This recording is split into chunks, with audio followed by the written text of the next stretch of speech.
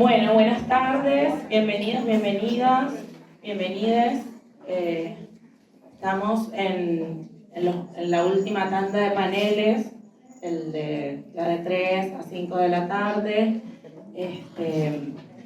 Bueno, todo el encuentro viene siendo en diferentes espacios donde estamos teniendo discusiones muy afines a la etapa que estamos atravesando. Y en esta ocasión, digamos, con toda la discriminación que hicimos para tocar a profundidad diferentes ejes y diferentes temáticas, nosotros vamos a hablar de la violencia de género, pero no la violencia de género solamente, sino cuál es el sentido o cuál es la intervención que podemos tener ante la violencia de género y la prevención de la violencia en esta etapa que nos convoca. Mi nombre es Farelis, soy del Frente Popular de los Santillán, del UTEP. Estamos en un panel con distintas compañeras de organizaciones, Josefina de la Cámpora, compañera del Ministerio de Mujeres, Género y Diversidad, nuestra compañera Rayen del Movimiento Evita, nos viene a hablar un poco de la política de género en provincia. Cecilia, estuvimos hablando, pero no nos vemos las caras. Cecilia Mani Rosas, que nos trae una propuesta desde Neuquén. Y Mercedes de Isadora, la compañera Mariela, que estuvo hablando con su compañera del Polo Obrero. Bueno, así que estamos ahí conociéndonos, y nuestra compañera de Eugenia de Ciudad Futura. Bueno, lo más importante que acá vamos a charlar es cómo justamente vamos a intervenir en este momento con las condiciones que tenemos, y también sobre todo resaltar el recorrido que hemos hecho hasta ahora. El recorrido nos suma, pero nos divide justamente en dos instancias. Ahí había propuesto una dinámica donde justamente en un papelógrafo, que es donde como se vienen desarrollando otros talleres, podamos dividir un poco desde dónde partimos, cuáles son los recorridos que ya hemos saldado o en los que hemos avanzado con las discrepancias que tenemos, y cuáles son los desafíos o cuál es la agenda que nos agrupa para justamente generar este debate.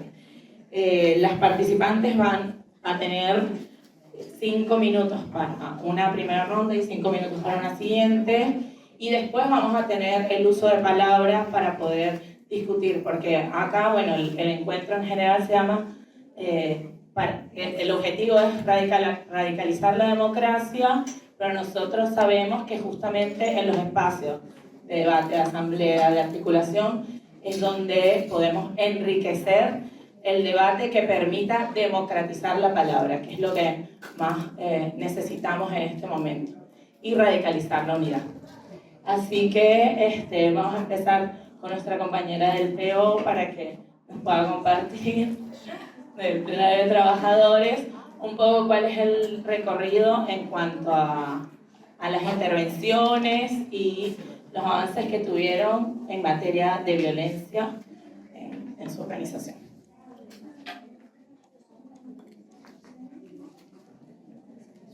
Bueno, en primer lugar, yo soy parte de la Organización de Mujeres Plenario de Trabajadoras, también militante del Partido Obrero, y bueno, soy también docente universitaria de la Facultad de Filosofía y Letras, con lo cual hoy estamos atravesando todo un plan de lucha, ¿no?, de la Universidad de Buenos Aires, y estoy afiliada a la Asociación Gremial Docente de la UBA, soy también miembro de la AG de UBA, ¿no?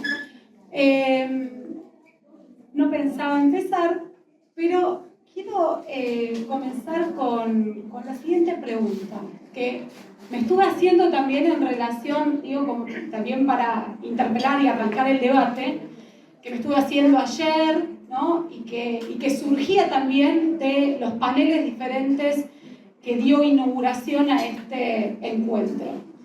Si es posible erradicar la violencia de género si es posible, erradicar la violencia hacia las mujeres y de diversidades sin transformar de raíz este régimen social, sin desterrar de cuajo la explotación o la sumisión o el nivel de violencia que ejerce el régimen capitalista de producción. Y mi conclusión es que no. Yo de entrada digo una conclusión y lo podemos poner en debate. Y la conclusión es que no, porque para mí estoy convencida desde el marxismo, desde nuestra organización, desde la lucha política que tienen planteadas las mujeres y las diversidades y de las tareas que tenemos planteadas para nuestra emancipación, es necesario dar una lucha a brazo partido contra este régimen social que se basa en la explotación de un ser humano sobre otro ser humano. Y es necesario desterrar esa explotación, porque la mujer en esa explotación de un ser humano sobre otro ser humano, como base de la organización económica y social de este régimen, sea el gobierno que tengamos, sea el Estado que tengamos, sea el gobierno que tengamos al frente de este Estado, va a ir cambiando, y va a ir cambiando las condiciones de esa explotación claramente, y el movimiento popular va dando una lucha también contra esa explotación. Por eso las cosas no son rígidas, sino son absolutamente dinámicas. Pero decía, en ese régimen social, la mujer cumple un papel fundamental de sumisión, un rol social que le es funcional al funcionamiento normal del régimen capitalista, que es el cuidado de la familia, el cuidado y la reproducción de la familia obrera. Por eso la ligazón con el cuidado y la crianza de los niños. Un rol de sumisión dentro de la sumisión más general. Y en ese rol de sumisión que tenemos las mujeres asignadas en este régimen social, se explica también la brecha salarial que tenemos. Y los trabajos precarios, los trabajos peores pagos, en ese rol de sumisión social. Y esto no ha cambiado. Y acá me llega a preguntarme, ¿no? ¿Por qué razón, después de tantos años, donde tenemos una ley de violencia de género, la ley de prevención y erradicación de la violencia de género, que se sancionó, si mal no recuerdo, en el año 2009, ¿no? Ya hace 15 años atrás? ¿Por qué luego de tantos años seguimos teniendo la misma o un mayor índice de femicidios? Casi una mujer muere por día en nuestro país. No se ha resuelto este problema. En todos estos años donde tuvimos una ley de violencia de género, no hemos tenido creación de casas refugio prácticamente. Digo, no puede ser de otra manera que se haya profundizado los índices de femicidios. Vean las estadísticas, cualquiera que agarren, y se han profundizado, cualquiera que agarren. No puede ser de otra manera porque el nivel de precarización laboral ha crecido en este país, y las mujeres en el terreno de la precarización laboral somos las mayores contratadas. No puede ser de otra manera, porque los salarios vienen desmejorándose y cayéndose en el terreno de la educación, lo vemos, año tras año. Han perdido, nosotros en los últimos años hemos perdido, los últimos 3 meses hemos perdido 30% de nuestro poder adquisitivo, las docentes universitarias, ¿no? Y las docentes en el terreno educativo somos la mayoría las mujeres, uno de los trabajos peores pagos, ¿no? Que en general se lo toma incluso como un trabajo de voluntad, ¿no? Tenés el don de ser docente, de comunicar, de transmitir conocimiento. Y por lo tanto, como tenemos un don, tenemos una situación donde hay muchas trabajadoras y trabajadores ad honorem en la Universidad de Buenos Aires. Cuestión que lo estamos colocando, acá levanta la mano una compañera, que lo estamos colocando el martes también como uno de los reclamos fundamentales de la marcha educativa. Porque los niveles de pobreza han aumentado. Y no es con el gobierno de Milei solamente. Mucha gente votó a Milei. Muchos jóvenes votaron a Milei. Muchos estudiantes míos votaron a Milei. Muchas mujeres votaron a Milei. Y trabajadores y trabajadoras. Porque vienen sufriendo penurias hace mucho tiempo. Porque vienen sufriendo carencias. Y es importante este balance. Porque si no sacamos este balance, para avanzar en las tareas que tenemos pendientes, para avanzar en desterrar la violencia cotidiana que se ejerce en los hogares, para desterrar la violencia política sobre el conjunto de la clase trabajadora y en particular sobre las mujeres y diversidades, para aplicar la ESI efectivamente en todas las escuelas, es necesario hacer un balance. Y si nosotros hacemos un balance de todo este tiempo, con un presupuesto que las propias que integraban el Ministerio de Mujeres decían que era absolutamente irrisorio, claramente, no había un sostenimiento de políticas concretas que se podrían desarrollar para sacar a las mujeres de la violencia. Porque ¿cómo sacamos a la mujer de la violencia? Tenemos que efectivamente otorgar un salario igual a la canasta familiar para que esa compañera salga de ese hogar y alquile, ¿no? Hoy la canasta familiar, no estoy hablando de la canasta básica total de pobreza, ¿no? Porque los alquileres están en 500.000 pesos. Estoy hablando de una canasta familiar, ¿no? Que incluyen todas las condiciones de vida para reproducir la vida de los seres humanos.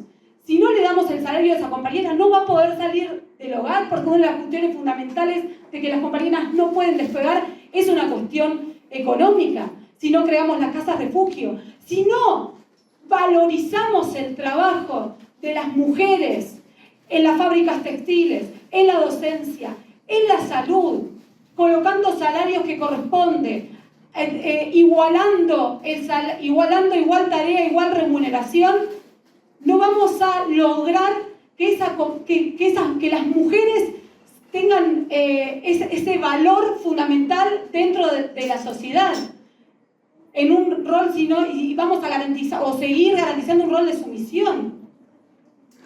Entonces creo que los balances son fundamentales. La ESI hace 17 años que se aprobó la Ley de Educación Sexual Integral y todavía no se aplica en las escuelas. Es por la voluntad de los docentes. Yo soy docente también de media. Es por la voluntad de los docentes de elaborar, de criticar, de cuestionar, que llevamos adelante las jornadas de educación sexual integral. En la escuela donde yo trabajaba, si no organizábamos las jornadas, nosotras no las organizaba nadie. No teníamos capacitadores pagos, no teníamos formación en ESI por nuestros propios medios, no por una formación promovida del propio Estado. No teníamos una propaganda que nos ayude a involucrar a estudiantes, a los ciudadanos en general, al intercambio. Por otro lado, no solo que no contábamos con los recursos, los referentes ESI, como se llaman, referentes ESI en cada escuela, no eran pagos, eran ad honorem. Y ustedes saben las condiciones de docentes, que trabajan muchas horas por día para poder llegar a un salario frente a curso, con una entrega y un esfuerzo muy grande en ese intercambio y en ese sistema educativo, como para sumar algo más gratis, ¿no? Más allá de que tenga mucho valor hacerlo. Entonces, si nosotros no podemos poner en balance ese recorrido, y el recorrido, me parece que tenemos muchos obstáculos para avanzar, y que tienen que ver con las estrategias políticas, claramente que estamos poniendo en debate, tiene que ver con las estrategias políticas.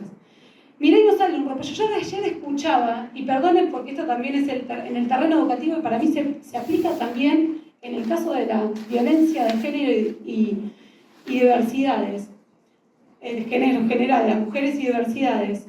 Ayer escuchaba sobre las subjetividades. Muy interesante lo que Lucy decía sobre la creación de las subjetividades, ¿no? Muy interesante la intervención. En un momento dijo eso. Acá se crean subjetividades desde el gobierno de Milei de manera negativa. Partimos todos acá del hecho que queremos derrotar a Milei, del plan de guerra de Milei, el ajustazo de Milei y el discurso fascistoide contra las mujeres y las diversidades. Pero la creación de la subjetividad actual, ¿no? Discriminatoria, de tipo reaccionaria, fascista, derechista, no nace con Milei. Cuando se estigmatiza la universidad pública, la educación pública, a la docencia, ¿no? A la docencia, que somos vagos, no surgió con Milei. Yo me acuerdo y yo sé que va a ser polémico lo que diga ahora, pero a mí me impactó como docente también. Cuando escuché a la expresidenta Cristina Kirchner decir que trabajamos 4 horas por día, que teníamos 3 meses de vacaciones y que faltábamos todo el tiempo a la escuela. Ahora, puede haber una realidad porque nunca, siempre estamos recibiendo, ¿no?, resistencias y ataques, ataques y uno resiste. Entonces a uno le cuesta también cuestionar qué problemas tenemos en la educación pública, porque partimos de defender la educación pública, partimos de defender la educación pública en general, ¿no?, y el trabajo de la docencia y demás. Y por supuesto que existen deficiencias. Si una parte de la docencia falta, hay que indagar sobre las condiciones laborales de esa docencia. Si esto que trabaja 4 horas por día, bueno, ¿trabajan 4 horas por día? Falso. Los docentes tienen que trabajar doble jornada para tener un salario que les alcance para vivir. Pero la estigmatización de la docencia y la estigmatización de la educación pública empieza mucho antes. Si nosotros todos estos años no supimos poner en pie la ESI y aplicarla efectivamente en toda la educación, proveer de esa información, si todos estos años no logramos combatir, porque yo no vi ninguna lucha abierta contra la justicia para defender a aquellas mujeres que denuncian violencia de género y que terminan en femicidio porque la justicia o dilata o justifica esa violencia diciendo, che, ¿pasó algo para que reaccione de esa manera? Todavía escuchamos en causas judiciales eso. Y todavía los jueces y fiscales son puestos a dedo y no electos por el pueblo, que limitaría, al menos, porque no digo que sea una solución, limitaría al menos la arbitrariedad de este sector permanentemente. Entonces, me parece que para esta primera ronda, termino acá, sí es importante discutir las estrategias políticas, poniendo en valor la intervención directa que el movimiento feminista, que el movimiento de las mujeres y las diversidades logró con su intervención directa imponer leyes o imponer derechos que nos hicieron a nosotros obtener, como por ejemplo el derecho al aborto, poniendo en valor eso, pero también al mismo tiempo discutiendo todos los obstáculos que tuvimos para lograrlo. Porque tiene que ver cómo ahora salimos y derrotamos al gobierno reaccionario de Milei y todo su plan de ataque, que va a profundizar la violencia, por supuesto, de género en particular.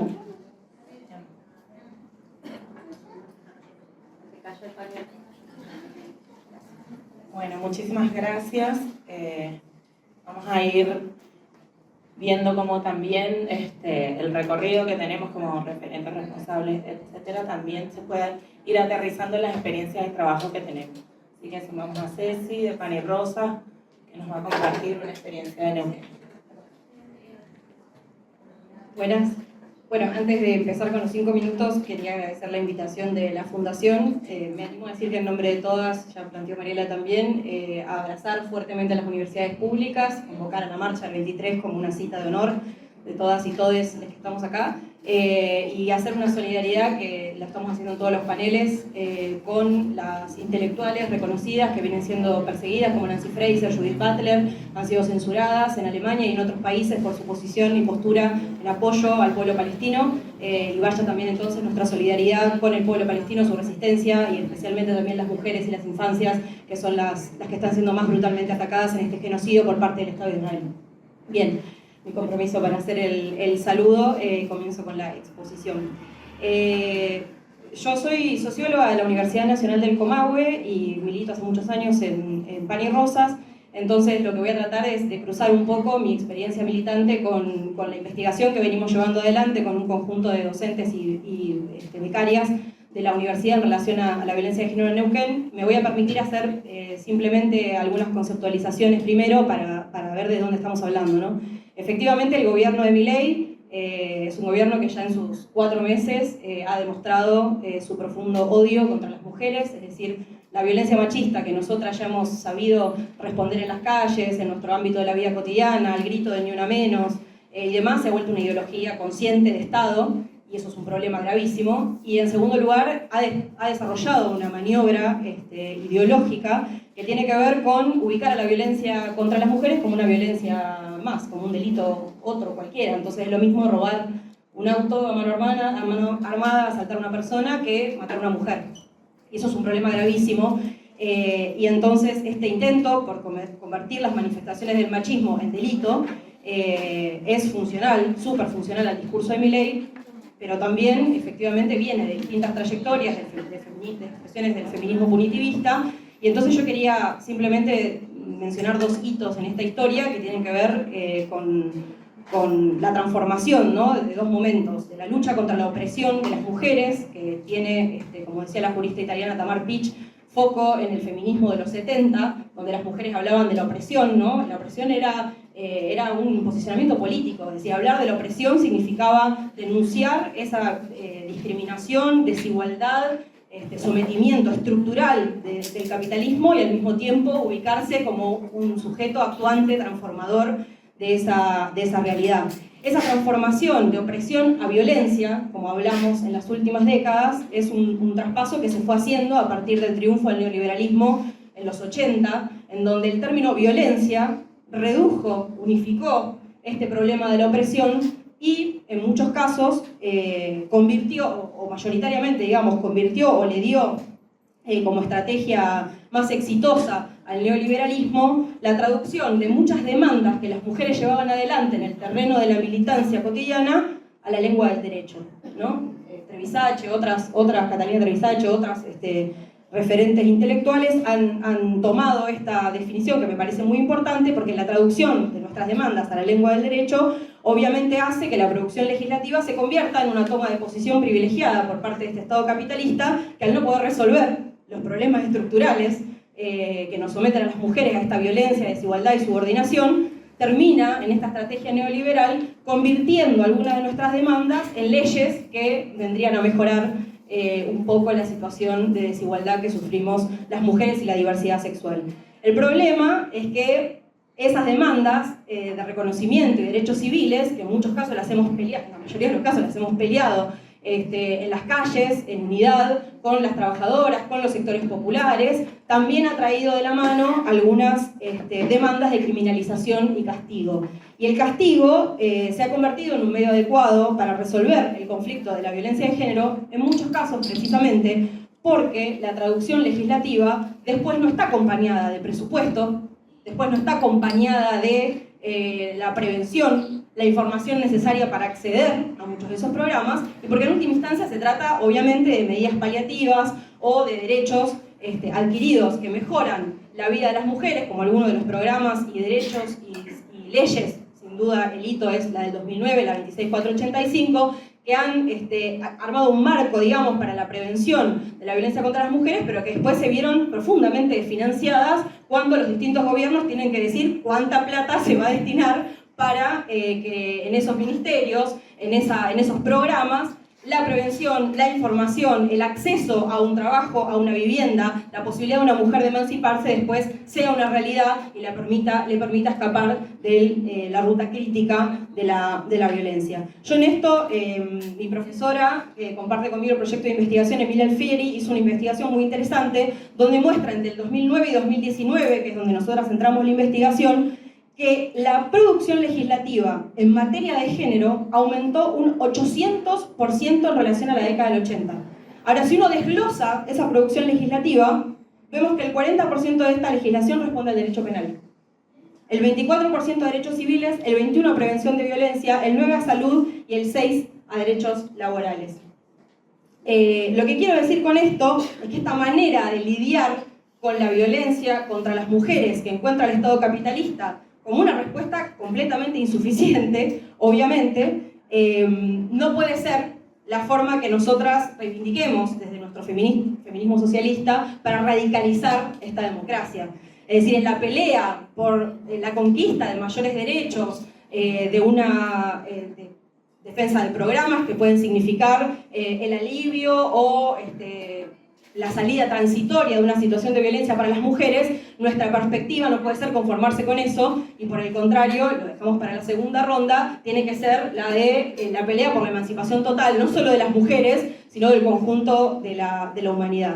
Me queda, prometo, para la segunda ronda, tres aspectos concretos de la investigación en la provincia de Neuquén, que pueden servir quizás para visualizar algunas conclusiones más de este problema.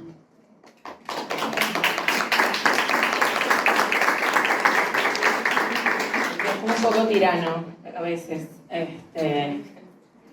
Bueno, nos involucra ahora a generar un poco una síntesis y planteo que nos permita hacer una lectura muy clara de las herramientas que tenemos hasta ahora. Le paso la palabra a Mercedes de Isadora. Bueno, gracias. Bueno, bienvenidas y bienvenidos al taller de violencia de género, ni una menos. Yo soy Mercedes Trimarchi, soy activista feminista, también soy comunicadora social egresada de esta facultad, por la cual vamos a defenderla con todo nuestro cuerpo, y tenemos un hito muy importante el martes que viene, así que les invito a que todos estemos allí.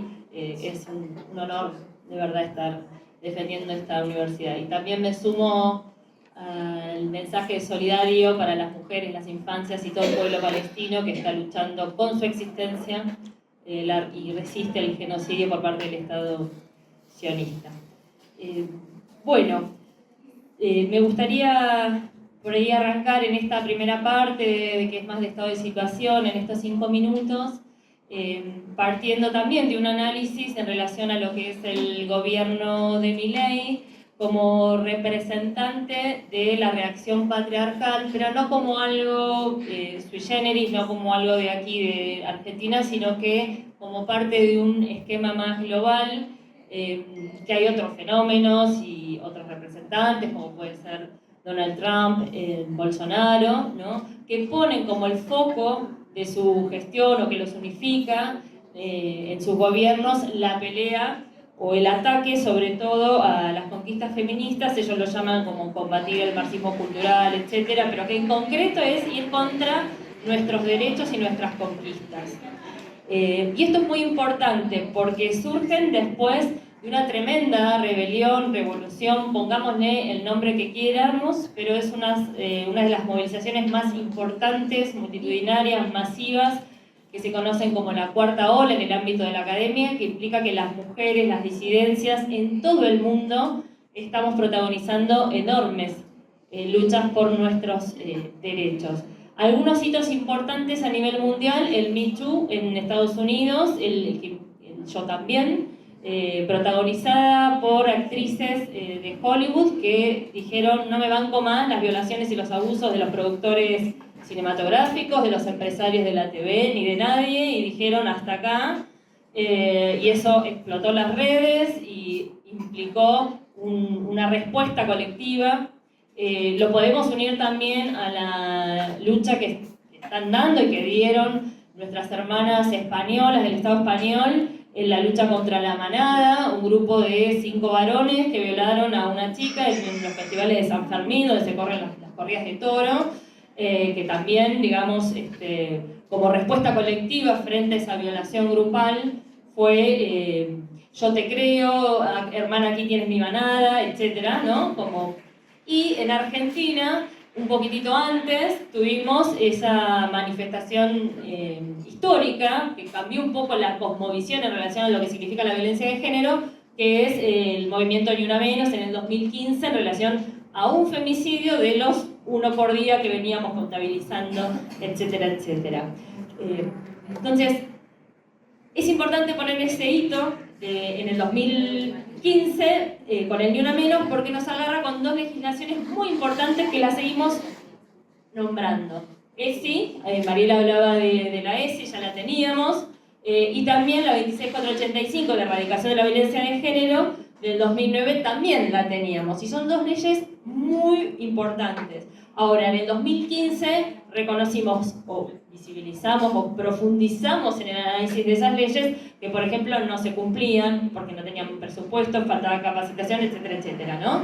Entonces, desde el movimiento feminista empezamos a justamente a ver que tenemos las leyes, pero sin presupuesto, son papel mojado, letra muerta, etcétera. Entonces había que pelear por presupuestos para las leyes, etcétera, etcétera.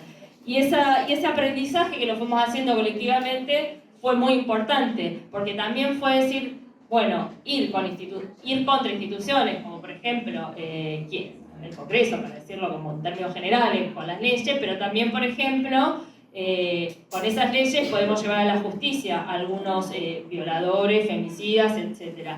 Ahora, ¿qué pasa? No todos los casos pueden llegar a la justicia, o mismo cuando llegan a la justicia se encuentran con una situación muy cruel para las víctimas, que es una justicia completamente patriarcal, que en vez de ser fallos favorables, por lo general tienden a ser fallos bastante malos y además con una lentitud extrema. Entonces ahí también nos empezamos a preguntar y a problematizar acerca del rol de la justicia patriarcal frente a estos casos. Pero así todo, fuimos y seguimos movilizándonos y logramos algunas otras cuestiones más en relación a la modificación de la ley 26485, donde se incorpora el acoso callejero, por ejemplo, que en el año 2009 no estuvo, y esa incorporación se hizo en el año 10 años después, y también fue a causa de que una valiente mujer denunció un acoso callejero, se discutió en el Congreso, se acomodó esa ley, etc. Entonces ahora podemos tener un papel que dice que el acoso callejero existe y lo combatimos también.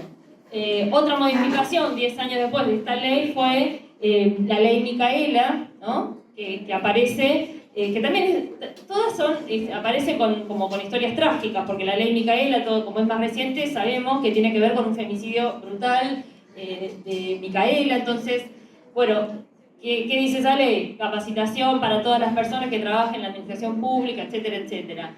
Lo mismo, o sea, son capacitaciones que se hacen a medias y fallan. Y seguimos peleando igual por la implementación y capacitación, etc. Pero en definitiva lo que queremos es que no ocurran ni más femicidios, ni más violencia de género y demás. Ahora bien, nosotros peleamos efectivamente para que existan estas leyes, peleamos para que haya presupuesto, para que se cumplan estas leyes, peleamos por mucho más. Digo, hay una segunda parte que nos tocan las exposiciones que tiene que ver con propuestas, perspectivas. Digo, yo soy feminista socialista, lucho para cambiar y transformar la sociedad de raíz, pero en el mientras tanto vamos conquistando derechos, y eso es muy importante, y eso lo hacemos en unidad, en las calles, y combatiendo justamente a los agentes que son representantes de la reacción patriarcal, o mismos gobernantes o representantes de los intereses económicos, etcétera, etcétera, o de los sectores conservadores, las iglesias, que nos ponen frenos porque efectivamente quieren defender sus privilegios propios del patriarcado. Entonces, en ese sentido, tenemos que pensar cómo hacemos, porque ahora mismo, digo, en la ley de bases que logramos tirar con la movilización en la ley ómnibus, ya se tocaba el concepto de violencia de género que estaba en la ley Micaela y se reducía al ámbito de la violencia intrafamiliar. Y eso es terrible, porque si hay algo que logramos incorporar con el movimiento Ni Una Menos es que la violencia machista existe en todos los ámbitos donde transitamos las mujeres, las disidencias, y las combatimos en todos los ámbitos de laburo, en las calles, etcétera, etcétera, no solamente dentro de la familia. Entonces, tocar o modificar ese aspecto es gravísimo. Gracias a la lucha logramos que la ley ómnibus venga para atrás, pero hay una nueva ley base que se vuelve a presentar en el Congreso y, ojo, ahí aparece, por ejemplo, el quite de la moratoria para las jubilaciones de amas de casa. Y resulta que el 90% de quienes aplican para esa moratoria somos las mujeres de los sectores. Entonces, tenemos un desafío muy importante, que es el de defender estas leyes en términos de qué es lo que conquistamos, pero no nos podemos quedar ahí, tenemos que ir por más y tenemos que conquistar esos presupuestos que nos permitan efectivamente que se cumplan, y por supuesto seguir pensando, invitándoles a pensar en la posibilidad que tenemos las mujeres, las disidencias de la clase trabajadora y de los sectores populares en potenciar nuestra lucha y en pensar en la posibilidad no solo de que la lucha sea antipatriarcal, sino también que la lucha sea anticapitalista. Y en ese camino les invitamos a hacerlo juntos. En esa parte la sigo después. Bien. Gracias, Mercedes. Sí, bueno, es importante como mirar esta superestructura, que es justamente cómo vamos interviniendo legalmente, judicialmente, y y desde diferentes aspectos para generar una vida más libre de violencia. Después, en la última parte, vamos a retomar varios elementos que tocó Mercedes. Por ahora, seguimos discutiendo un poco desde dónde partimos, digamos, cuál es el recorrido que tenemos en cuanto a intervención contra la violencia de género. Le paso la palabra a Eugenia, de Ciudad Futura. Ay, el micrófono es vital porque si no, no se graba. Bueno, buenas tardes a todas, a todos. Gracias por estar acá, por querer participar de este taller, a las compañeras, bueno, y a la Rosa por organizar este encuentro que tan necesarios son, y bueno, y que de acá nos vamos llenas de herramientas y de fuerza para seguirlas cada una y una en sus espacios. Bueno, voy a tratar de contarles un poco en nombre de qué espacio, de qué proyecto voy a hablar. Yo, como decía Farely, soy compañera de Ciudad Futura. En particular participo en un proyecto que se llama Estamos para Nosotros, que es de abordaje de las violencias machistas, que es un proyecto que a partir del 2019 lo pusimos en valor como organización y para transformarlo en un dispositivo que básicamente tiene 3 ejes de laburo, ¿no? La prevención, el acompañamiento en situaciones de violencia de género, y un tercer eje que tiene que ver con la reparación, que todavía es también ahí como una gran discusión, deuda, pregunta y demás en torno, bueno, de qué hablamos cuando hablamos de la reparación en las situaciones de violencia de género. Contarles en relación a este recorrido que, como suele suceder hacia el interior de la organización, empezó siendo algunas compañeras que tomaban la tarea de los acompañamientos, que así fueron creciendo también la demanda, sobre todo durante la pandemia, y a partir de ahí es que empezamos a formalizar este dispositivo con el objetivo claro de poder consolidar los espacios de escucha en los barrios donde había muchas compañeras a quienes les llegaban estas consultas y estas demandas en relación al asesoramiento respecto a atención en salud mental, a denuncias, a qué hago, cómo hago, dónde puedo ir a recurrir en busca de atención y ayuda para irme de la casa donde convivo con el agresor, para terminar con las situaciones de violencia y ponerle fin.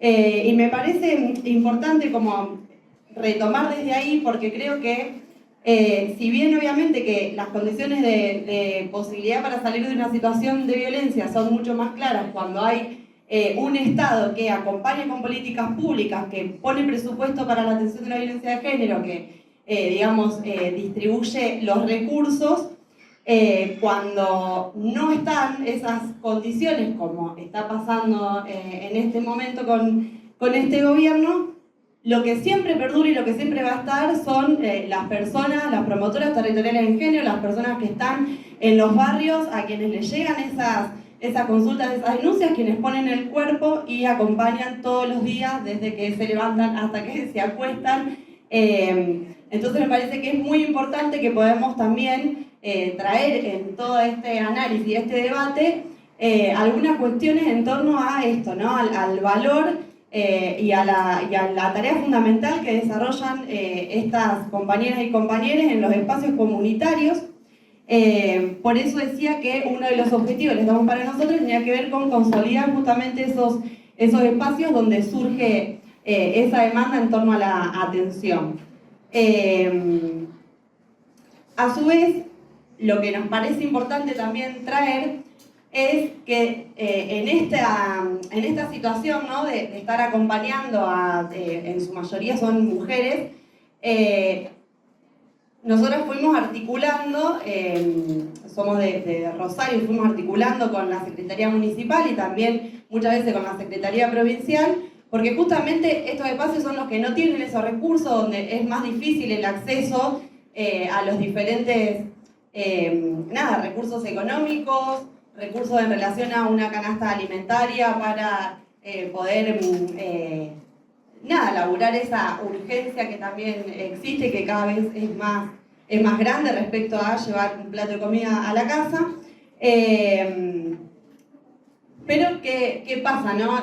Lo que sucede, por lo menos allá, es que desde la municipalidad se delinea como un modelo único de intervención, ¿no? Una mujer para recibir la atención tiene que hacer una denuncia, tiene que estar en condiciones de riesgo altísima para poder ingresar a un alojamiento. Nada, tiene que demostrar que, bueno, que está sufriendo básicamente para poder recibir una atención. Entonces, una de las tareas que como equipo de acompañantes también nos estuvimos dando es, bueno, cómo pensar una alternativa a ese modelo único de atención. Y cómo pensar justamente que si no nos comprometemos todos, todas y todes a combatir la violencia de género, no es posible hacerlo solo desde el Estado, desde el gobierno de turno y demás. En ese sentido, creemos que, bueno, que esto, ¿no? Es muy necesario poder pensar, o sea, saber lo que pensamos y pensar lo que estamos haciendo. Entonces, voy a traer así cosas que creo que son fundamentales en cuanto a lo que respecta a quienes están en el lugar de acompañar y no tanto a quienes están en el lugar de solicitar la ayuda y demás, porque creo que los mecanismos para acompañar y solicitar esa ayuda son bastante generales y muy parecidos en todos los lugares. Para cerrar, nada, dejo cuento esto así muy rapidito, que tiene que ver con que dentro del equipo de acompañantes nos dimos un espacio de retrabajo justamente para poder desnaturalizar muchos estereotipos que aparecen a la hora de acompañar, ¿no? Como poder pensar en los estereotipos de buena y mala víctima, para poder pensar, bueno, de qué modo acompañamos, no son todas las situaciones iguales, no tenemos todas las herramientas, pero bueno, cómo vamos construyendo y articulando con otras organizaciones también, más allá de las secretarías estatales, las formas más cuidadosas para generar acciones y acompañamientos integrales. Eso después.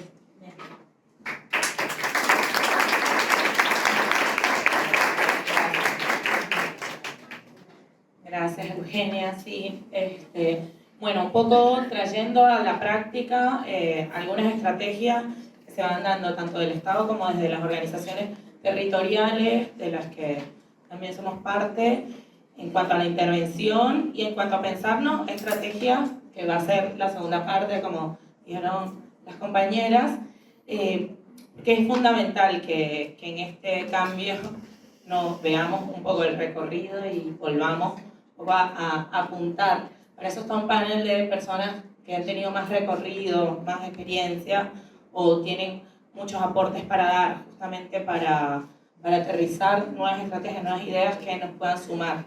Y lo de los 5 minutos, como que lo retomo, todos se tomaron más, yo no tengo un problema, me gustaría que tuviésemos más tiempo, pero el objetivo es democratizar la palabra y que no solo las que estamos acá de este lado hablemos, porque todas tenemos mucha experiencia y tenemos muchos aportes para dar. Pero definitivamente las que están acá tienen algo específico que compartir. Le doy la palabra a la compañera del movimiento. Bueno, gracias. Mi nombre es Rayel. Sí. Bueno, yo voy a partir un poco más o menos de como había empezado Mariela, la compañera que empezó la intervención, haciendo un balance, me parece también, ¿no? Desde dónde venimos hacia dónde vamos, cómo nos encontramos.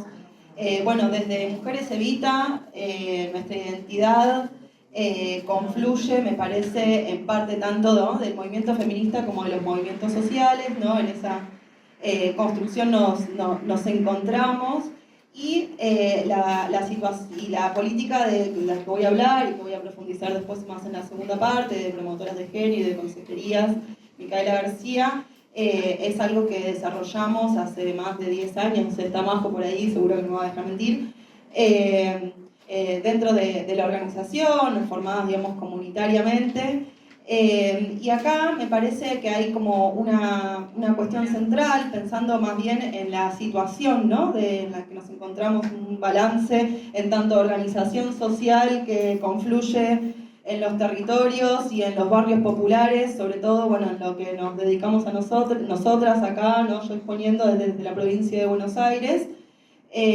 Bueno, encontramos cómo opera, ¿no? Esto de la pedagogía de la crueldad, de lo que hablaba, bueno, Rita Segato lo dice siempre, pero últimamente también estuvo en un encuentro también, y lo retomo, ¿no? Como esto, cómo opera esta práctica disciplinadora, ¿no? de las derechas, también hacia las últimas de la fila, digamos, a quienes nos encontramos dentro de los barrios populares, ¿no? Con esta falta o la precarización, ¿no? de nuestra existencia, ¿no? como un efecto directo para el recrudecimiento de las violencias por motivos, de las violencias en general, pero de las violencias por motivos de género también en particular. Y en conjunto a esto encontramos como un discurso completamente legitimado e institucionalizado por muchos agentes, por muchas personas que tienen además responsabilidades hoy políticas o que las tuvieron en algún momento, ¿no? contra esta profundización que también existe desde los medios de comunicación, de estigmatización contra la pobreza, contra las organizaciones sociales, ¿no? como la criminalización de la protesta social también, ¿no? Lo hemos visto también nosotras, y miro a mis compañeras porque siempre cuando nos encontramos en la calle, ¿no? estamos siempre, digamos, como expuestas también en ese sentido, ¿no? Decir, bueno, ¿dónde dejamos a nuestros hijos? ¿Qué es lo que hacemos? ¿Cuándo ocupamos la calle? ¿Cuándo no hacemos determinadas cuestiones? Bueno, todo este juzgamiento que existe a través de estos discursos, ¿no? Genera muchas veces una guerra, ¿no? de pobres contra pobres, ¿no?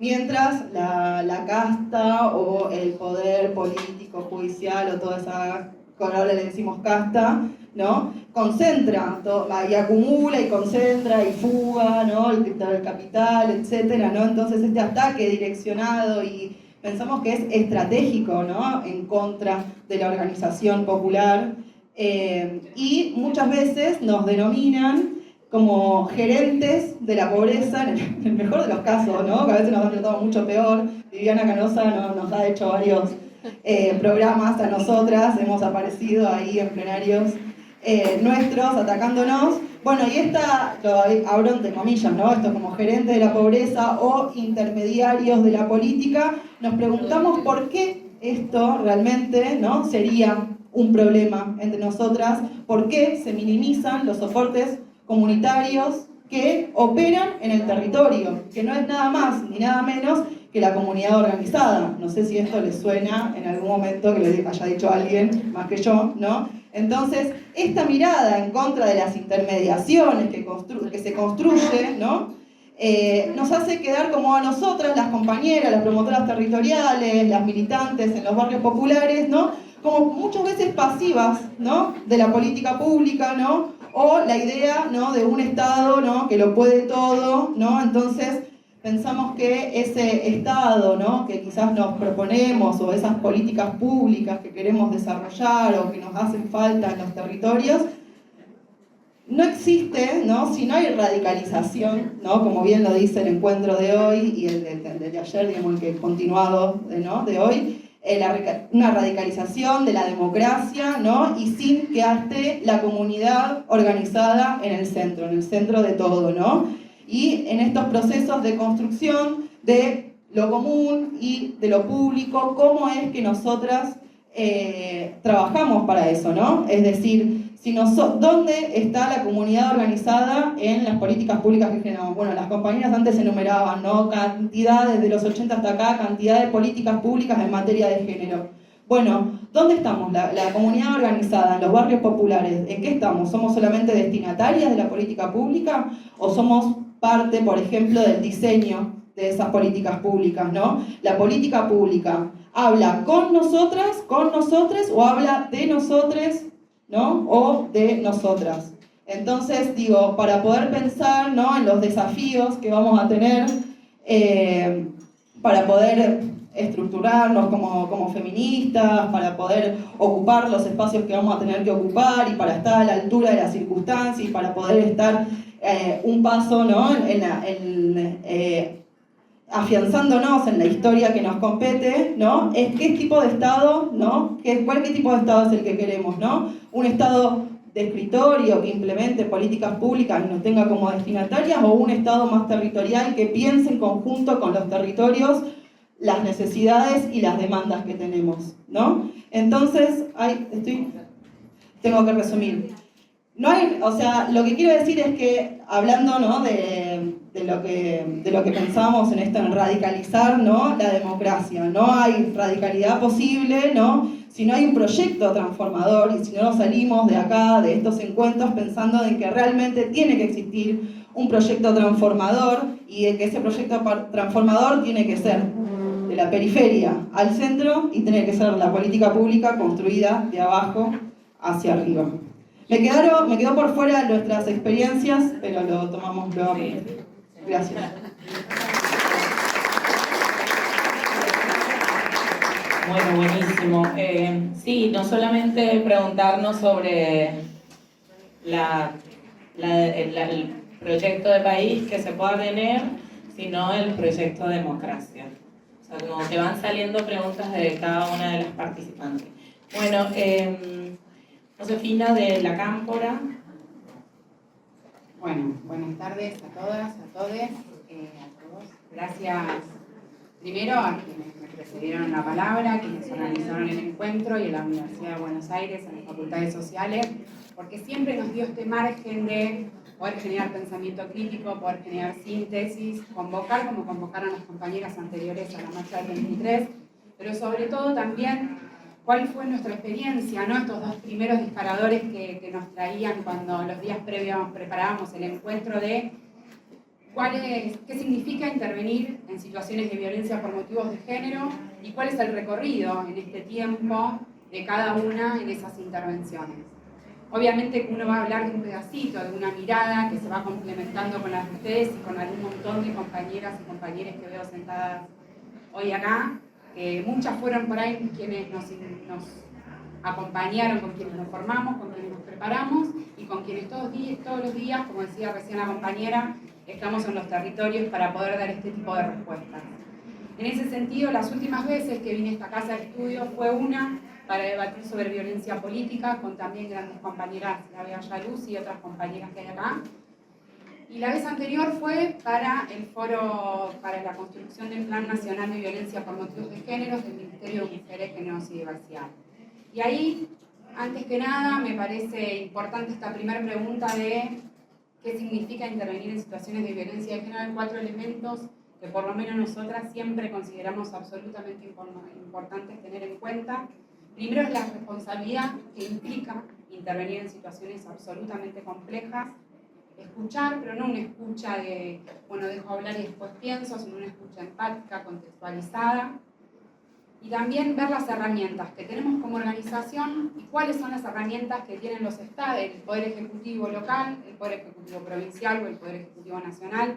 Y también pongo los 3 niveles de gobierno de los poderes ejecutivos porque veo acá compañeras de otras provincias y muchas veces las realidades territoriales, como bien defendemos y decimos siempre desde los feminismos populares, son absolutamente distintas, se tienen que pensar esas estrategias desde los distintos puntos del país donde nos encontremos y también desde las distintas intersecciones que atraviesan las personas que están en situación de violencia por motivos de género.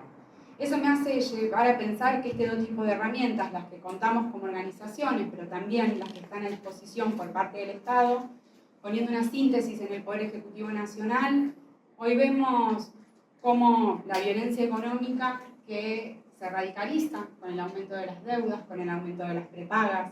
Podemos ver cómo estamos ante un gobierno que niega la brecha salarial, que niega las violencias por motivos de género, que no, como también decía recién la compañera, no el rol de los comedores comunitarios y la falta de alimentos en los comedores comunitarios, que muchas veces son esa primer puerta que golpean las personas en situación de violencia para saber cuáles son los recursos que están disponibles y cómo podemos acompañarlas ante las situaciones de violencia por motivos de género. Puedo seguir mencionando un montón, puedo mencionar programas que como también se mencionó precedentemente, Podemos discutir si faltan profundizar, si faltan presupuestos, eso sin duda. Nunca nos encontraron a nosotras sosteniendo que lo que hicimos fue suficiente, porque en Argentina sigue sucediendo una violencia tan extrema como los feminicidios, transfeminicidios, uno promedio cada 35 horas según los datos de la Corte.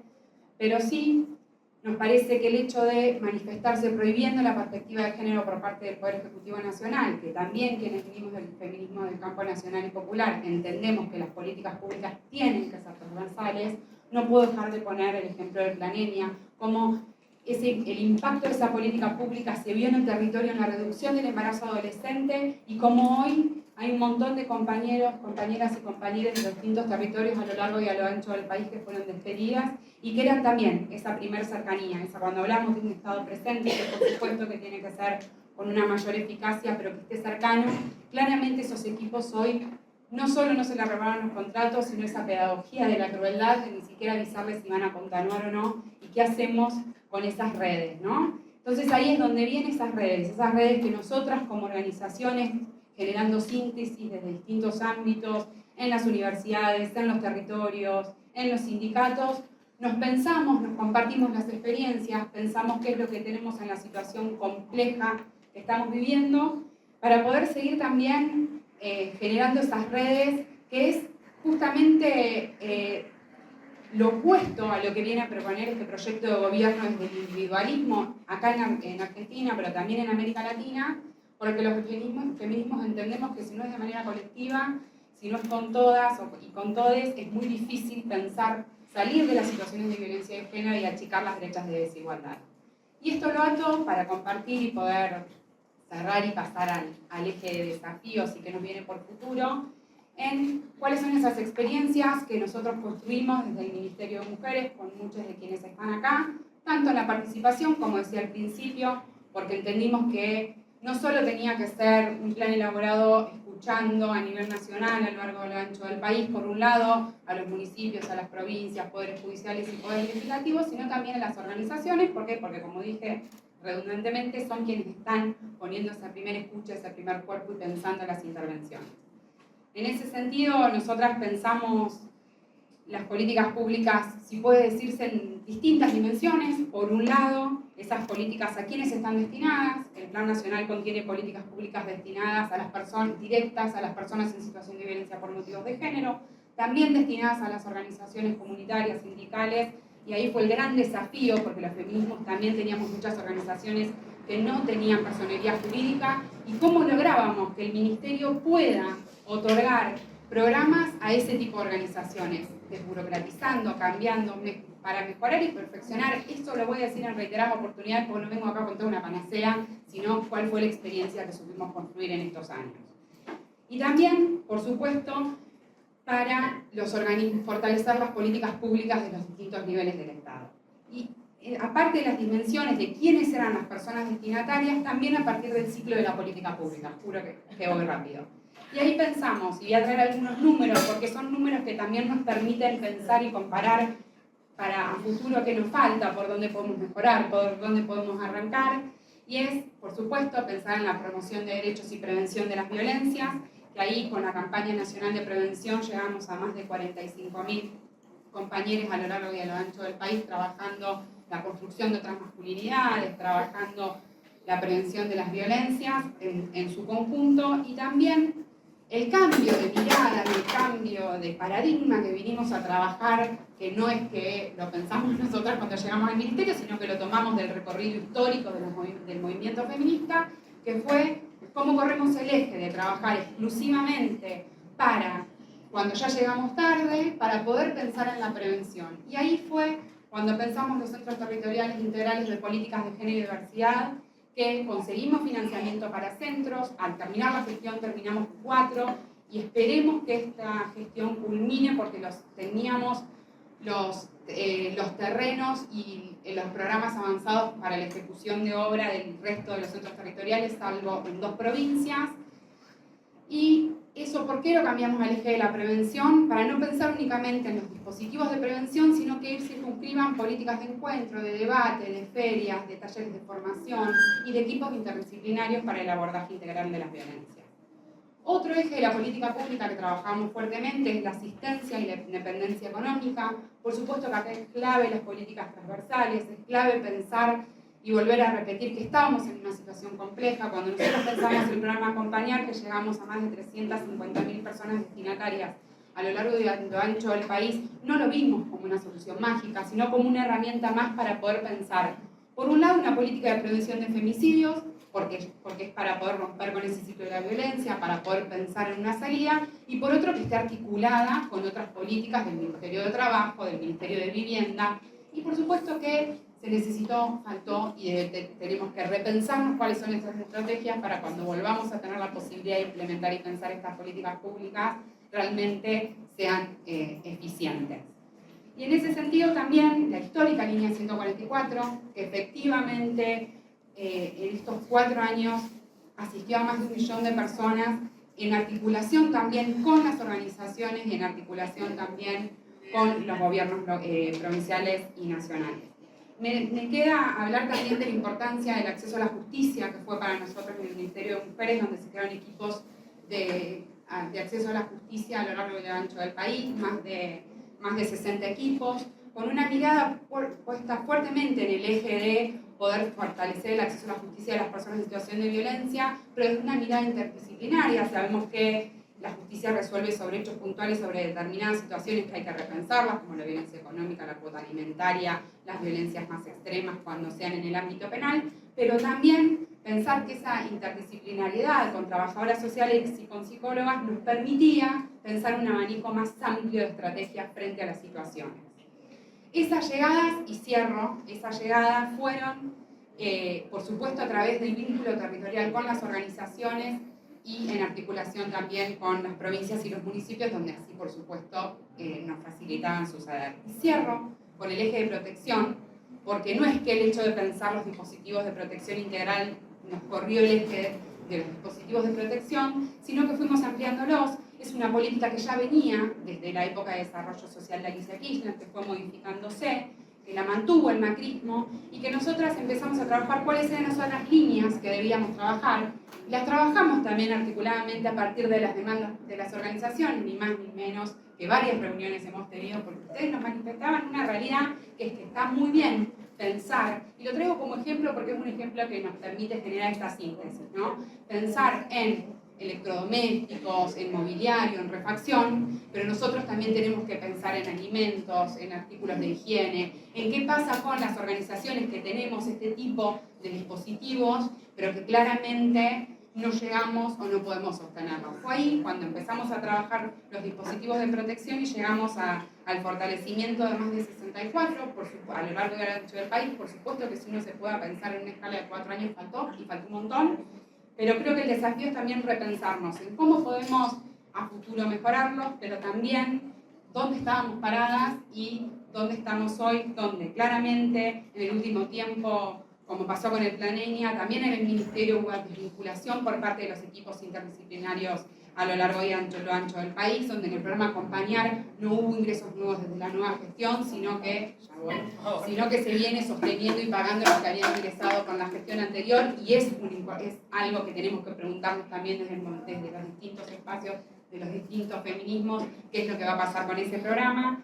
Y también me parece que lo voy a retomar en la parte de desafíos, pero que también es importante traer que cuando hablamos de la violencia más extrema, que son los femicidios, los números tienen una frialdad, y lo hablo como paraguas porque me parece que voy a traer algo que puede generar algún tipo de debate, y quiero tratar de que se entienda el contexto y cómo lo voy a plantear.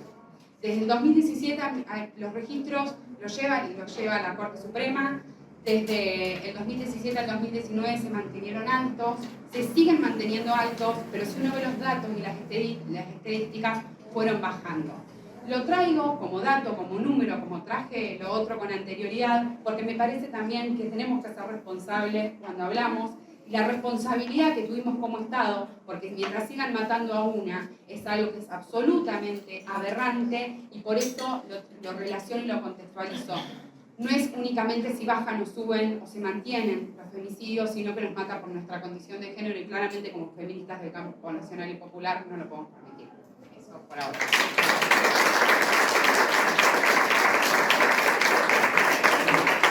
Bueno, vamos a hacer esta segunda ronda muy cortita.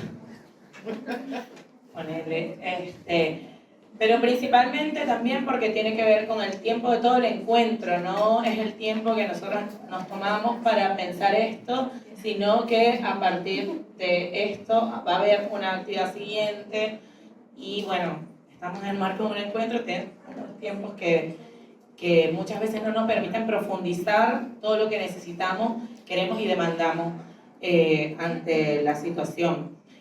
Es importante como retomar este recorrido que hicieron las compañeras porque nos permite ver un poco desde los lugares de partida para generar propuestas.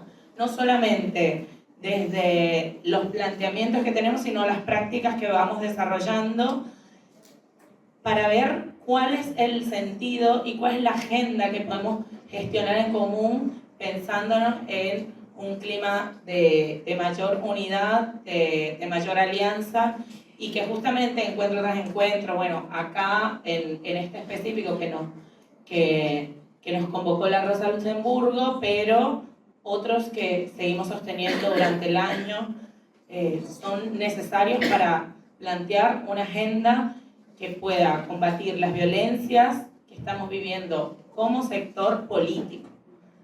Los feminismos, transfeminismos, las diferentes, la plurinacionalidad que tenemos en cuanto a las personas que habitamos este territorio, es importante que gestionemos una agenda común para poder tener más fuerza ante lo que estamos combatiendo. Así que en esta segunda parte le doy de nuevo la palabra a Mariela, el plenario de trabajo. Bueno, con respecto a las tareas, ¿no? Sí, tareas, desafíos y demás, yo un poco lo dejé al principio. En menos de 5. Bueno, vamos a hacer. Perdón, no, tenemos 20 minutos. Ok. Por eso, menos de 5.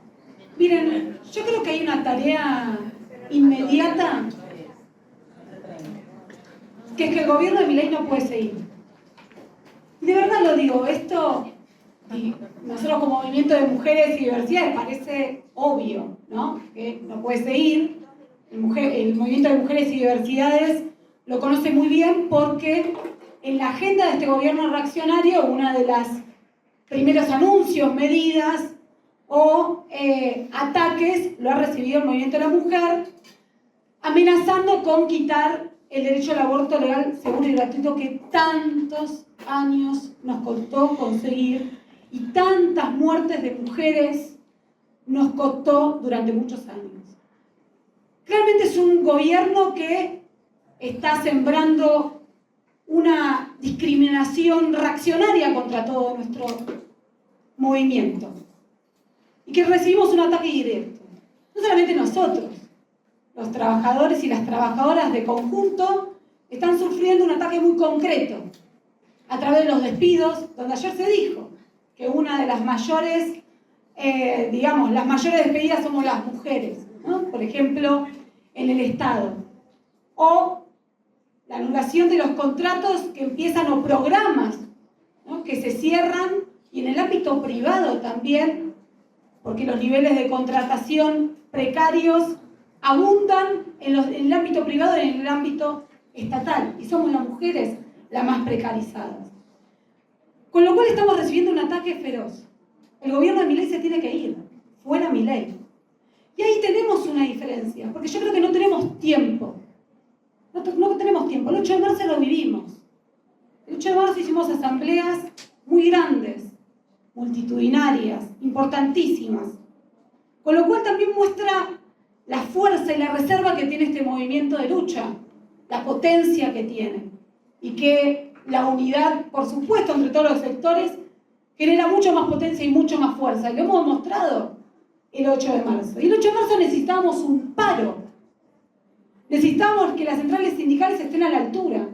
Y no solamente para a nuestro 8 de marzo, porque está en juego conquistas que estamos defendiendo, derechos que hemos conquistado con mucho esfuerzo y estando en las calles y con muchas maniobras políticas en el poder político de todos los partidos para intentar que ese derecho no lo pudiéramos conquistar, y tiene mucho que ver con la violencia hacia la mujer, ya lo sabemos. La prohibición de acceder a un aborto legal, seguro y gratuito.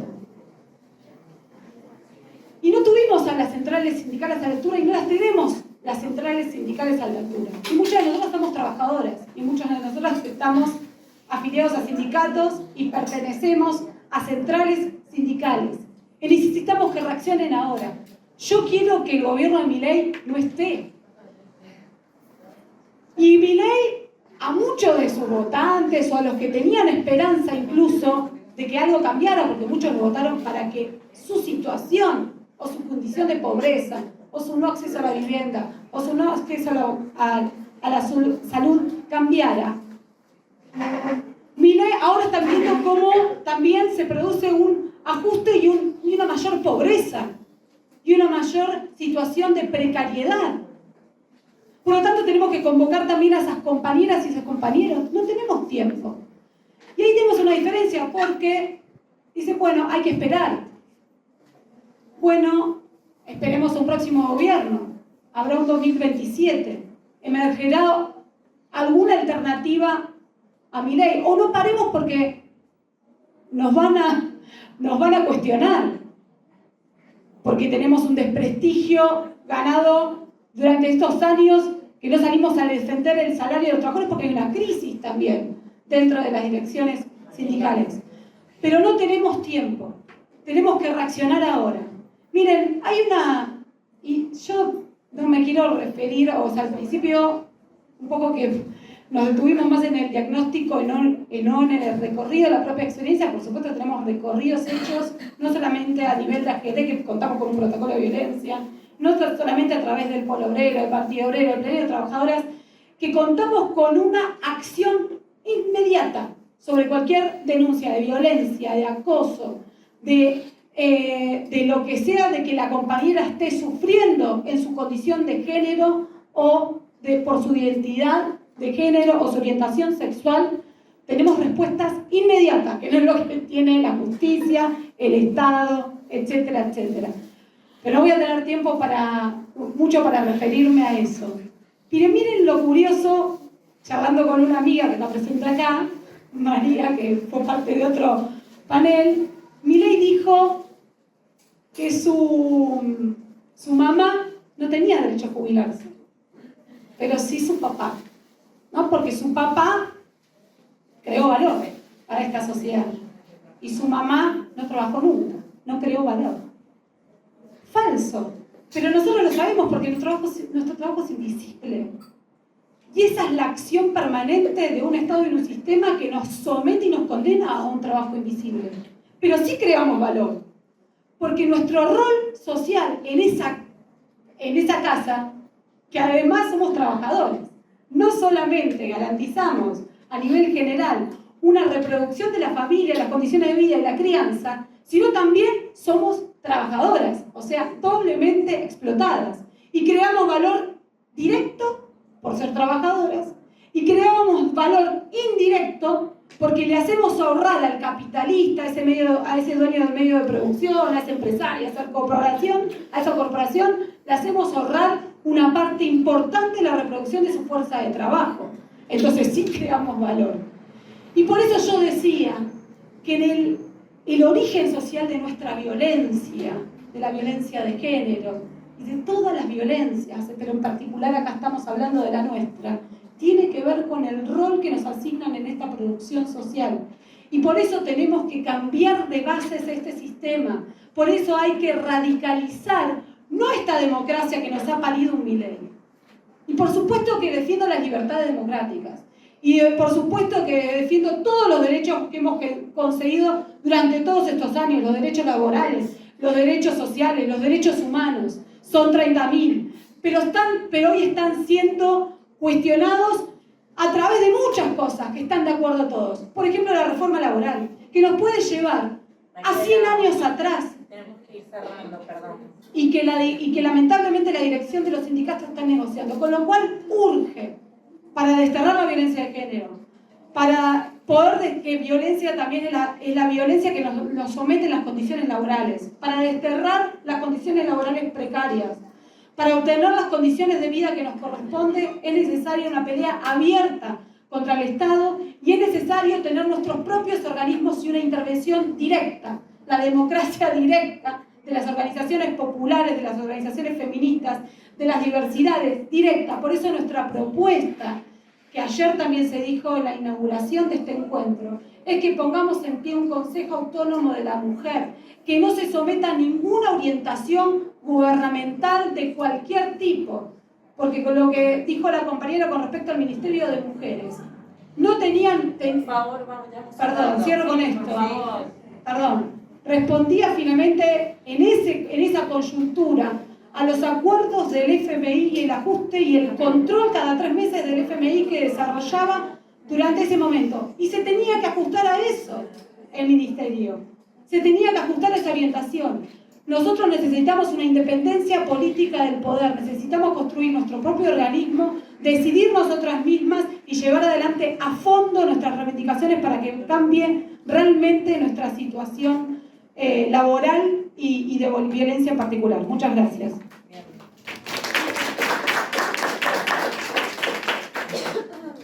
Seas autónoma también de la mujer, las diversidades, las niñeces, como todo lo que no sea varón, cis. Podemos ahí incorporarlo. Bueno, nuestra compañera Ceci de Pan y Rosa.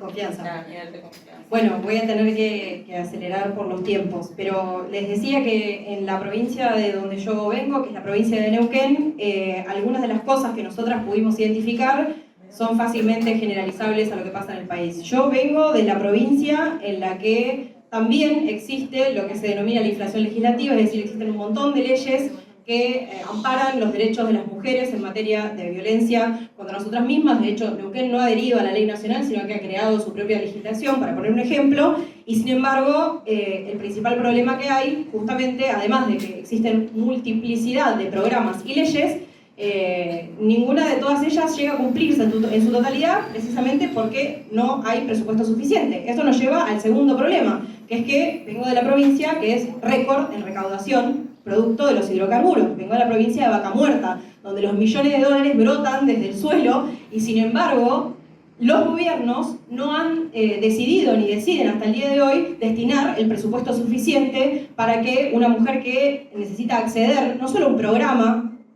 para poder salir del circuito de la violencia, sino a la justicia o a lo que fuera, no tiene esa posibilidad. Hoy los programas están absolutamente desfinanciados y no solo eso, sino que la mayoría no tiene gas natural, aunque no lo crean, y entonces una de las cosas que más se dan son las garrafas que están vencidas directamente o directamente no se dan porque el gobierno no destina sus presupuestos. Entonces la falta de presupuesto es una realidad para las mujeres cuando tienen que salir de esa ruta crítica de la violencia y lamentablemente, para poner un dato, así como somos récord Vaca Muerta, la provincia de Neuquén el año pasado fue récord en femicidios, o sea, tuvo la tasa más alta de femicidios a nivel nacional. Entonces eso es un problema porque efectivamente por mucha legislación, sin presupuesto esas mujeres no pueden salir, no pueden acceder a la posibilidad de autonomía económica, de salvar a sus hijos, de poder mudarse o trasladarse hacia otro lugar. Y el tercer problema es que justamente cuando el relato de los gobiernos es ampliación de derechos, la posibilidad de acceder a todos estos problemas, a legislaciones que supuestamente irían en ayuda de las mujeres, ese relato después no tiene una correlación con la realidad, aparece esto que mencionaba antes, que es el castigo como respuesta, y entonces el problema de la justicia se vuelve el único debate posible, y eso nos lleva a una encerrona, porque si la violencia machista es solo aquella que se puede tipificar en términos de código penal, dejamos de discutir entre el movimiento de mujeres las distintas estrategias que tienen que dar cuenta de que el problema de la violencia es un problema estructural, que es un problema profundo, que es un problema de esta sociedad capitalista, que no se puede despolitizar, que no se puede convertir en un delito más y que tampoco se resuelve en el horizonte inmediato de lo que están dispuestos a ofrecernos las democracias capitalistas en las que vivimos. Entonces yo para tomar cómo deberíamos discutir o tratar de aportar una mirada desde el feminismo socialista que construimos las compañeras de Pan y Rosas. Nosotros hicimos una experiencia muy interesante donde efectivamente, como en todo el país, pero también en la provincia, presentamos un plan de emergencia en violencia contra las mujeres, y la particularidad que tiene de haberla construido desde la banca del Frente de Izquierda es que lo hicimos con las mismas trabajadoras que atienden los dispositivos de violencia de la provincia, es decir, son las que todos los días tienen que recibir a estas mujeres y decirles: tengo el bono de gas vencido. No tengo para darte el plan que te permitiría pagar un alquiler. Son esas trabajadoras las que atienden la línea de la violencia, las que atienden en el único dispositivo que tiene la provincia, en el único refugio que tiene la provincia con plaza para 35 mujeres, las que fueron parte de confeccionar este plan de emergencia. Ahora, este proyecto de ley no es un proyecto de ley que para nosotras ya está, se presentó y obviamente nos lo cajonean una y cada una de las gestiones que pasa por la legislatura de la provincia, sino que es un plan que para nosotras se tiene que convertir en militancia activa en las calles, que es el único lugar en donde el movimiento de mujeres le ha arrancado a los distintos gobiernos todas las cosas que conquistamos. Ahora bien, y sobre esto me quiero detener, la violencia contra las mujeres bajo este gobierno de Milei no es solamente todo esto que hemos aprendido, sino que es, como varias han mencionado, el problema de las jubilaciones que no alcanzan, el problema de que nos quieren meter una reforma laboral que va a perjudicar seguramente mucho más a las mujeres, porque ya así trabajamos en esas condiciones, las mujeres en relación con los varones, por el salario, por las condiciones de trabajo. Entonces, el problema de la vivienda, o sea, toda la ley bases y las reformas que tiene planteado este gobierno afectarán sin dudas doblemente a las mujeres. Entonces, de lo que se trata no es solo de defender ya lo conquistado, que hay que defenderlo activamente en las calles organizadas de lo colectivo, sino que hay que ser parte efectiva de la resistencia, y con esto voy terminando.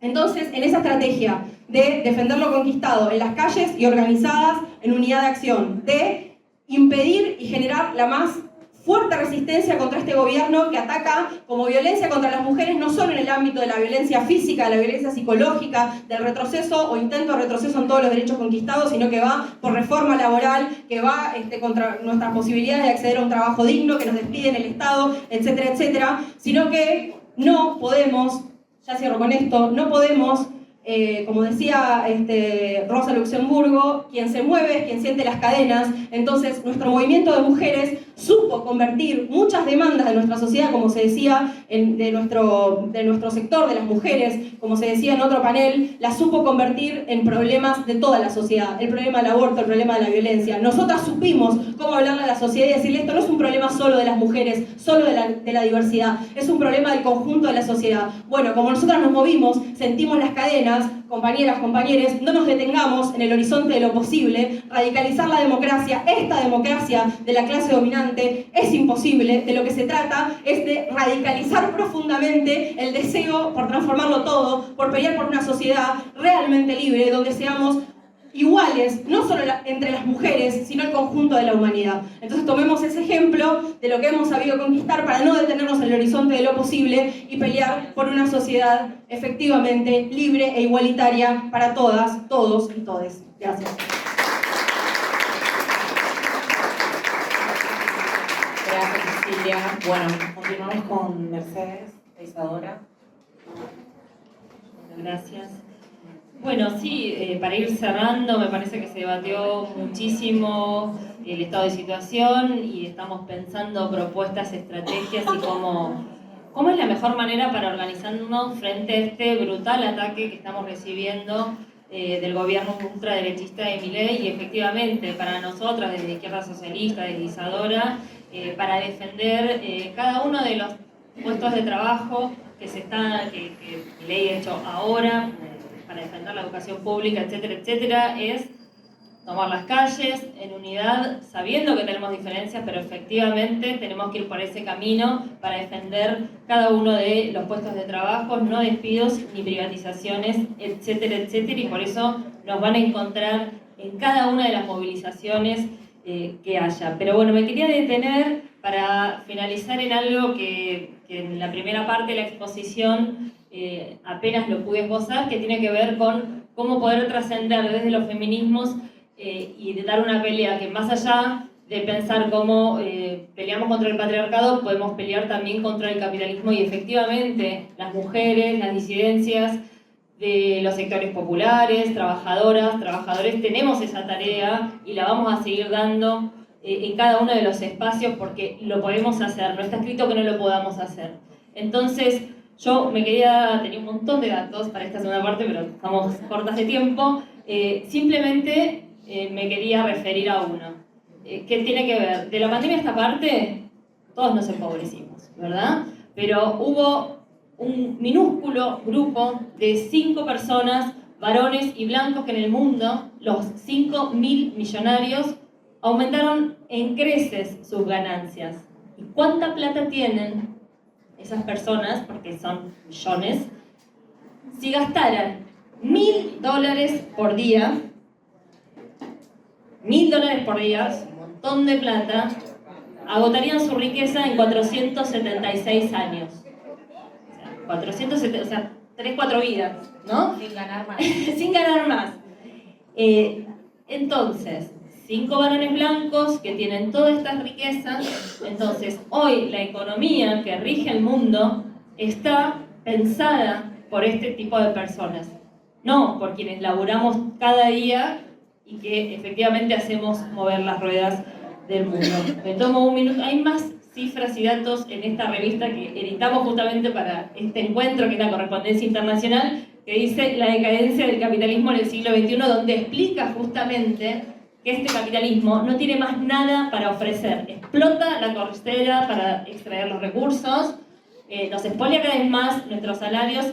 Entonces sí, efectivamente, las mujeres y las disidencias nos tenemos que sumar a esta pelea que va más allá de las demandas inmediatas que, insisto, como decía en la primera parte, las vamos a defender en las calles porque es la única manera que tenemos las mujeres y las disidencias de pelear por lo que nos corresponde. Nadie nos regaló nada. Entonces, en ese sentido, nuestra propuesta es a pensar una sociedad igualitaria, más justa, donde la economía efectivamente esté planificada democráticamente por las trabajadoras, por los trabajadores, por los sectores populares, y no por un puñado de ricos empresarios que se están llenando de plata cada día a costas de nuestra vida, de nuestra salud, de nuestro laburo y de nuestros bienes comunes naturales. Entonces, esa reflexión quiero dejarles. Efectivamente, nuestro feminismo socialista pelea por esta salida de fondo, por un cambio radical de esta sociedad para terminar con todo tipo de explotación y opresión. Gracias.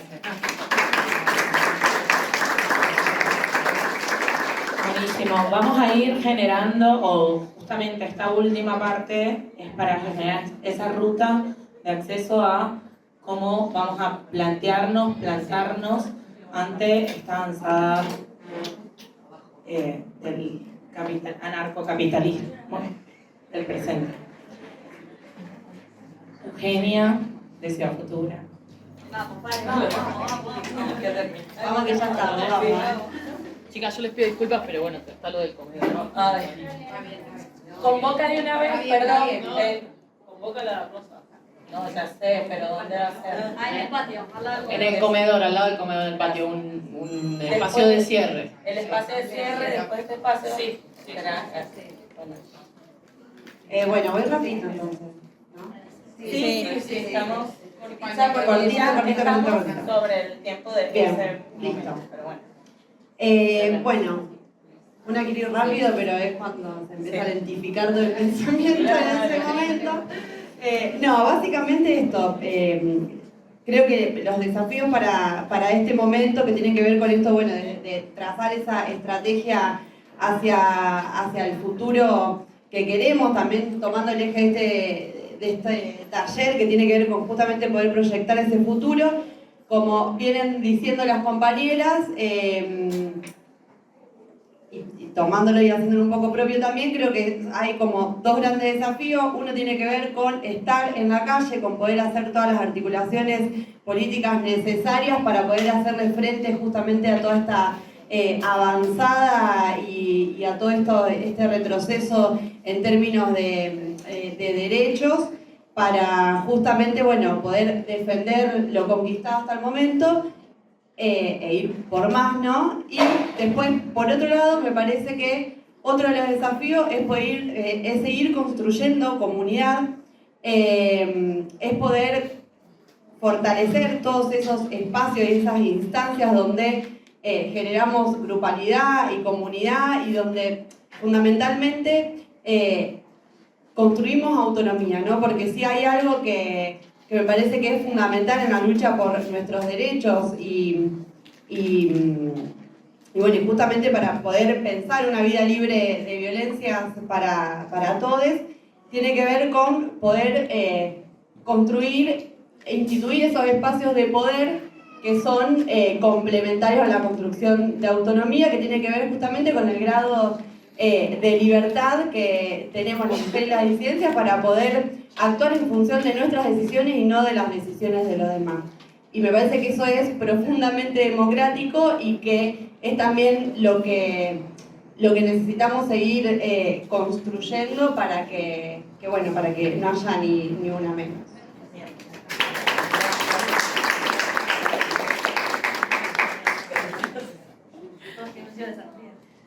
Bueno, sí, todos con ganas de la siguiente etapa.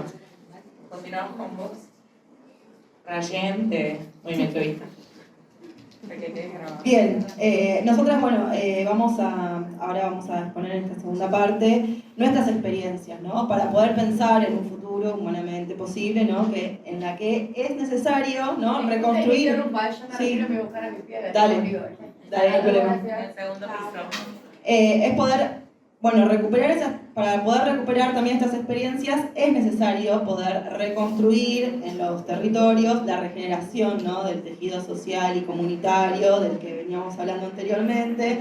Pensamos que para esto, ¿no? Es indispensable que se pueda desburocratizar, ¿no? Algunas áreas de atención del Estado, ¿no? Poder borrar algunas barreras, ¿no? Generar mayores accesos, territorializar las políticas públicas, ¿no? Diseñar otras políticas públicas con y en la comunidad, ¿no? Y para eso pensamos en una territorialización, ¿no? Del Estado, las políticas, sus agendas, sus agentes, sus programas de gobierno, ¿no? Porque pensamos en clave, ¿no? De que la organización social, ¿no? Es el sostén social y comunitario que venimos, ¿no? Hablando todas hasta ahora, venimos acertando en lo mismo. Pensamos que tenemos dos herramientas fundamentales dentro de nuestra organización, en tanto consejerías, ¿no? Que nosotros las pensamos como este frente de batalla, como la columna vertebral del feminismo, ¿no? Popular, ¿no? Como también un bastión de lucha, ¿no? Y de trinchera, ¿no? Como un espacio, ¿no? Donde se genera esta resistencia a los tiempos que vivimos hoy y se generan estas prácticas de cuidado y se construyen estas prácticas de cuidado y de contención comunitaria. Y que por otro lado, las promotoras de género, como cuerpo social, ¿no? Que necesita ser tomado como política pública, las promotoras generan dinámicas sociales que inciden en las transformaciones intersubjetivas de las personas acompañadas y de su comunidad, que fortalecen, como decía la compañera de Ciudad Futura, fortalecen las autonomías y articulan las redes comunitarias de salida de esas violencias. Entonces, como peronistas también pensamos que se debe tomar, ¿no? El peronismo también debe ser la expresión, ¿no? De esas experiencias de la comunidad organizada, y lo que hace el peronismo es institucionalizarlas, ¿no? Hacerlas crecer, pensar en el desarrollo en conjunto con ese pueblo. Para eso nosotras es fundamental que podamos jerarquizar estas mediaciones en los territorios que facilitan de alguna manera la entrada a otras instituciones, ¿no? Etcétera. Ahí hay, bueno, ejemplos de programas de gobierno, como por ejemplo en el municipio de Moreno, en donde se implementan, ¿no? Y se jerarquizan las promotoras de género que trabajan también de forma institucional en el municipio. Y para eso nosotros tenemos dos estrategias de visibilización de nuestra práctica, que es el mapa de consejería. Micaela, perdón si estoy hablando muy rápido, que quiero meter todo. El mapa de consejería, Micaela García, y el RUDA, que ya nos habíamos encontrado ahí anteriormente cuando lo presentamos en la USAM también, que es la sistematización de los acompañamientos y los abordajes comunitarios que realizamos Entonces, a partir de ahí nosotros podemos pensar que los procesos de democratización y de ampliación de derechos, ¿no? Es pensar en clave de cuidados, no solo como una cuestión que es una mera opresión, sino también como una necesidad, que también es como un derecho y que también es como trabajo, ¿no? Entonces, en este camino que podemos empezar a tomar como la revalorización del trabajo de las promotoras territoriales, ¿no? Que nos organizamos dentro de la provincia de Buenos Aires, es elemental para poder pensar, ¿no? En pos de lo que nos convoca hoy acá, ¿no? En la erradicación de la violencia de género, en cómo podemos intervenir, ¿no? Y con esto las consejerías cumplen un rol insoslayable, que nuclea, ¿no? Una extensa red comunitaria y que es a partir de la intervención directa, ¿no? En el territorio donde se logra transformar esa realidad de las personas acompañadas y de toda la comunidad, y que es lo que verdaderamente impacta, ¿no? En la vida de las personas, fortaleciendo esos lazos comunitarios. Entonces, muchas veces estas redes comunitarias, las promotoras de género, las consejerías barriales, funcionamos como a veces un brazo invisible para estas instituciones o reconocidas territorialmente, pero no jerarquizadas, ¿no? En las que funcionan muchas veces, es que es fundamental poder pensar que estas redes de contención son las que colaboran para la llegada a las instituciones y que nosotras pensar la llegada a tiempo desde una perspectiva de la prevención tiene que tener en cuenta también estas estadísticas que nosotras realizamos, por ejemplo, a través del Registro Único de Acompañamientos, a través del RUDA, en la reflexión de nuestra propia práctica militante, ¿no? Que piensa en cómo nos formamos, en cómo nos capacitamos y en cómo desarrollamos las características de las situaciones de violencia, estos recorridos previos, ¿no? Y quienes nos encontramos trabajando y articulando para la salida de esas violencias. Entonces, para cerrar, ¿no? Tanto el RUDA como el mapa de consejerías, lo que podemos hacer es poner en el centro el acompañamiento y el trabajo de cuidado que realizan las promotoras de género como unidad de medida, ¿no? Para la construcción de conocimiento y de datos, ¿no? Que el objetivo es también diferenciarse de esas otras miradas amarillistas o de solamente la contabilización de femicidios como hace la UFEM, en donde lo que encontramos es solamente un expediente o una denuncia por violencia de género, y no cuando eso, hablando desde la perspectiva de la prevención, logra modificarse antes de que suceda un hecho o la cara más cruel de la violencia de género, como son los femicidios y los travesticidios, los transfemicidios. Bueno, eso es un poco el aporte que nosotras queremos dejar también como organización, y gracias por el espacio. Gracias. Bueno, José de la Cámpora, cortito y al pie. Bueno, voy a tratar de ser cortita y al pie. Creo que fui en la intervención también a partir del autocrítico de pensar cómo podíamos mejorar las intervenciones, hablar del Poder Ejecutivo, también de generar síntesis como organizaciones más allá de las diferencias, y creo que por eso nos encontramos todos acá. Pero cuando hablé del Poder Judicial, esto, ¿no? De la reforma de la Administración de Justicia, a nosotros nos gusta hablar de la reforma de la Administración de Justicia con perspectiva de derechos humanos, porque determinan en los tarifazos, determinan en las intervenciones o cómo se le quitan los recursos a las provincias. Y también, vos preguntaste algo, ¿no? De la radicalización de la democracia. El 1 de septiembre sabemos que fue uno de los hechos más trágicos que tuvo desde la recuperación de la democracia, por un hecho ni más ni menos de violencia política contra quien fue 2 veces presidenta de la Nación y vicepresidenta en ese entonces, Cristina Fernández de Kirchner. ¿Y por qué hablo de la democratización del Poder Judicial? Porque por un lado tenemos que pensarnos en la criminalización de cuando recorremos las cárceles y vemos un montón de compañeras, y por qué las causas por las que están detenidas esas compañeras, cuando vemos la necesidad de ir a demandar el verdadero acceso a la justicia, justamente este intento de magnifemicidio contra Cristina Fernández de Kirchner tuvo una antesala: violencia simbólica, violencia mediática, pero sobre todo violencia institucional, cuando el Poder Judicial, que es uno de los 3 poderes que debe garantizar la democracia, fue utilizado por el verdadero poder real para generar una persecución y una criminalización que no podemos negar como siempre se dice, y ella lo dijo, todo tiene que ver con todo, claramente también fueron por las políticas que implementaron.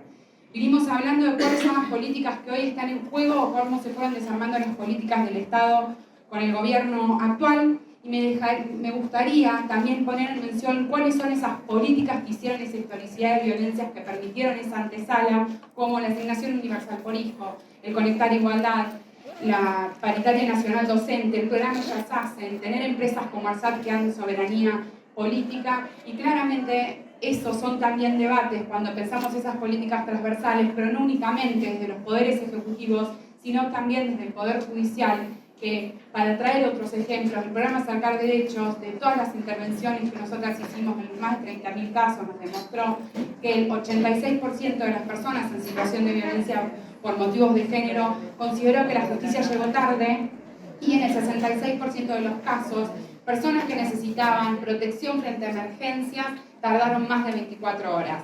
¿Y por qué traigo estas dos contracaras de la justicia? Porque si bien en muchos casos dependen de las justicias provinciales, también es contextualizar y es entender que como feministas del campo nacional y popular y en una mesa de violencia por motivos de género, no podemos dejar de mencionar el intento de magnifemicidio, repudiarlo y seguir exigiendo que no quede impune como sigue siendo hasta el día de la fecha. Así que, la verdad que muchas gracias.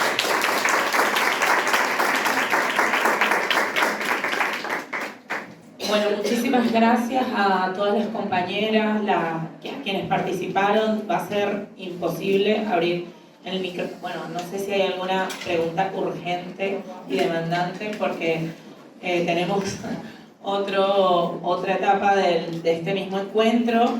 Me parece importante, solo voy a tomar un punto que ninguna del panel tocó y que me parece muy importante. Nosotras, bueno, venimos de una organización popular y es importante cuando hablamos también de Ni Una Menos y de todas nuestras defensas, tanto desde la forma más política como la forma social o todo el cambio cultural que necesitamos para generar y gestionar el Ni Una Menos. Es importante también pensarnos en formas de gestionar la autodefensa. Es algo que no estamos tomando, es algo que quizás no era lo central de este panel, pero definitivamente tenemos que generar formas de autocuidado y también de entender que el momento actual o la situación es mucho más abarcativa. La idea del panel, que estuviese así distribuido, es que pensáramos como estrategias en común y cómo generar mayores alianzas. Ahora el sentarnos juntas nos va a ayudar a pensar. Necesitamos generar unidad en acción para poder justamente combatir este momento, tanto desde las acciones concretas cotidianas que hacemos como las acciones mayores. Eso quería retomarlo porque no fue tomada por ninguna. Nosotros tenemos una actividad más desde la educación popular, que es un área desde la que laboramos para generar participación y para socializar, para democratizar la palabra, pero las dejo además con la pregunta de la autodefensa. Pensarnos cuando planteamos democratizar, radicalizar la democracia, es que democracia, ¿cómo la vamos a construir en esta etapa? No solo el Estado, sino qué democracia queremos, participativa, protagónica, y cuál es el lugar del movimiento feminista en esto. Bueno, eso. Gracias.